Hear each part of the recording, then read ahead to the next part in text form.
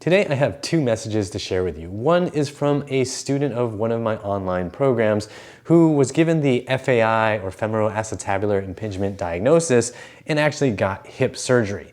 He was a hiker, an ice climber. Yes, you heard that right, ice climber. And he thought getting surgery would help him get back to the things that he loved. But things didn't quite turn out the way he had hoped. And in his story and in his message that I'm going to share with you today, you're going to see what happened after the surgery, and you don't want to miss how it all turns out. It's an incredibly useful, informative, and inspiring story for anybody who has hip pain, and especially if you have the hip impingement diagnosis. And the second message that I want to share with you today, I will share after his story. It's very important. It's about the FAI Fix program, this program that I've been working on for about 9 years. There are some big changes coming, and I'm going to explain that at the end. Let me tell you his story because it's pretty mind-blowing, it's pretty inspiring, and I hope it teaches you a lesson that'll help you get out of your hip pain. So if you're ready, let's get ready to think right, move right, and feel right. So let's jump right into the message from Adam. He says, through all my 20s, I was extremely active as a hiker and rock and ice climber. Starting August of 2021 at the age of 33, after extensive hiking, backpacking, and rock climbing, I was experiencing soreness of the adductor and abductors as well as hip flexors. So that's inner thigh, outer thigh, and front, right? Hip flexors, inner thigh, adductors, abductors on the outer hips. Okay, so he says, the pain grew over time and basically eliminated my ability to do long days in the mountains. I tried 2 separate rounds of PT for several months over the following year, but it just got worse. Summer of 2022, I saw an orthopedist who recommended a steroid injection, which made it worse, and eventually convinced me that surgery was the best option. Now, I just want to pause there because that's really interesting. Surgeons will actually say that if they give you a steroid injection and it makes you better, it means that the surgery will help you. This is actually false. It's been shown to be false in a scientific study. I'll link to it in the description box.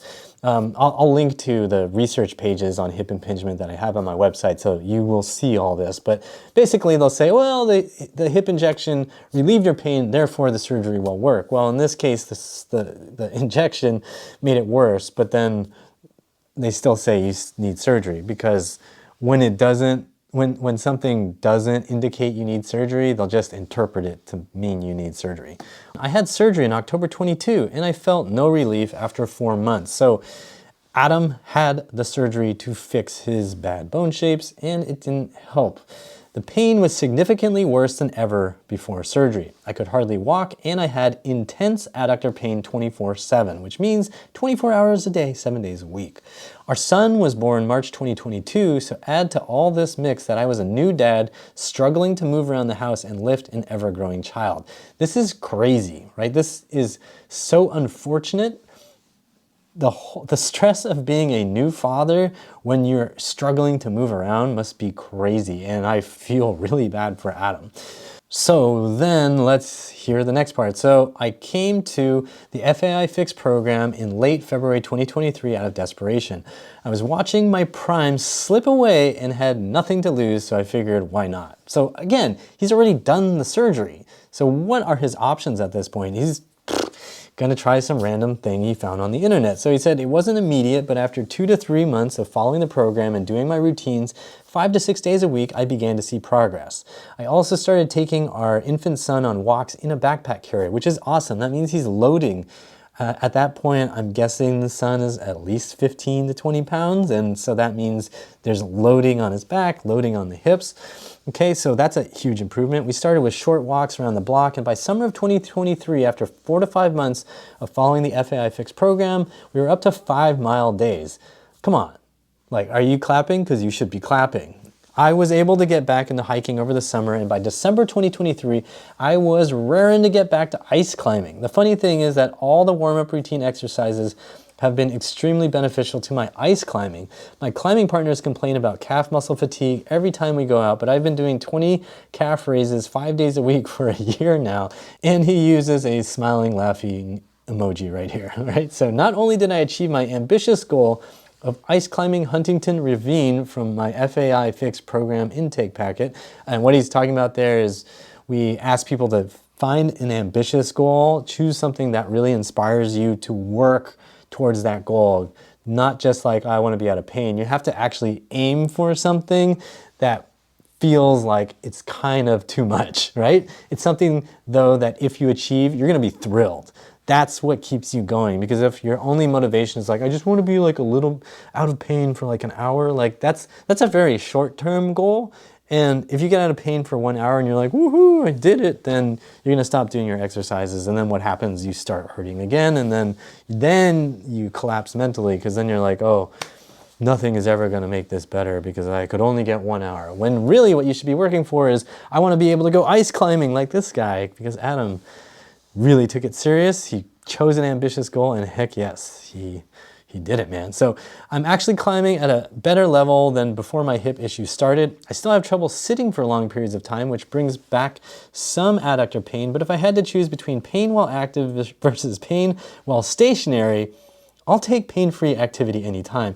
It has and still is a constant work in progress and takes a lot of time, but man, am I glad I took a chance on some random guys from YouTube. Thanks. So awesome story here. Adam is probably the perfect story of why I constantly tell people you need to take the surgical opinion with a grain of salt. The perspective that is pervasive in the medical world right now is based on really shoddy science. You can see when you look at patient satisfaction rates from hip impingement surgeries that more than half are disappointed by the results. There was a really interesting paper published in 2021 that actually showed, oops, like more than half of patients do not get the results they expect to get. And there have been randomized controlled trials that actually show the difference in outcomes between people who just did exercise or just tried to take it easy versus people who got the surgery. There's basically no difference, right? The outcomes, people are still in pain whether they got the surgery or not. You had a worse than coin toss odds that you would actually get better. Like more than 50% of people don't have their expectations met. It's really funny because when you read that paper, they say, you know, patients are going into the surgery overly optimistic. And then you have to wonder, well, how did they get the impression that they were going to come out of the surgery feeling really good? Could it maybe be from surgeons who have aggressively marketed this surgery for 20-ish years, claiming that it fixes 90% of patients or 95% of patients and removes their hip pain, when in reality it doesn't do anything like that. In any case, again, there will be research links in the description box so you can read about this stuff and look at the source material. The big takeaway here is Adam actually did the surgery and it didn't help. And even after the surgery, doing exercise did help.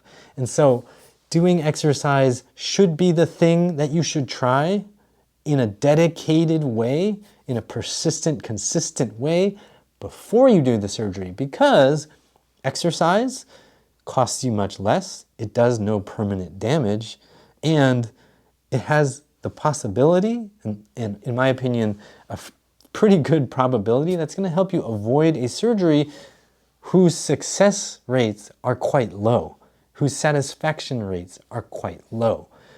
So that's going to save you a lot of time, frustration, and money. And even though it takes more work to do hip exercises to remove your hip pain, to heal your hip pain, you're going to have to do them anyway on the other side of a hip surgery. Are there some people who might actually just be so locked up and so whatever that they might need hip surgery?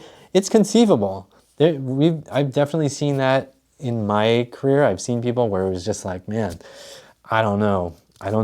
And they got hip surgery and they ended up feeling better. But there have been many more people where it seems clear that exercise was definitely the better option. And I hope Adam's story has given you some insight and inspiration and that it helps you rebuild your hips at home.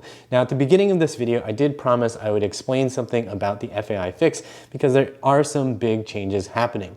The FAI Fix program will no longer exist in its current form. I have actually made some big changes and have updated and put everything into one program that helps people with hip pain regardless of their alleged medical diagnoses. And I say alleged because if you've watched this channel, if you've just heard this story, you understand that a lot of the hip pain diagnoses that are out there in the medical world are frankly just made up fantasy. The truth is, if you ATM and always think muscles and you start to retrain your hips, it doesn't really matter what the medical diagnosis is. And so I want to make sure that's clear to anybody who sees my videos and works with my program. So I have made a comprehensive hip program. I put it all into one program to help you, whether you've been told it's hip arthritis like me, or it's FAI like Adam, or somebody says it's paralabral cyst like has happened to many people. So going forward, everything now will be in the Healthy Hips program.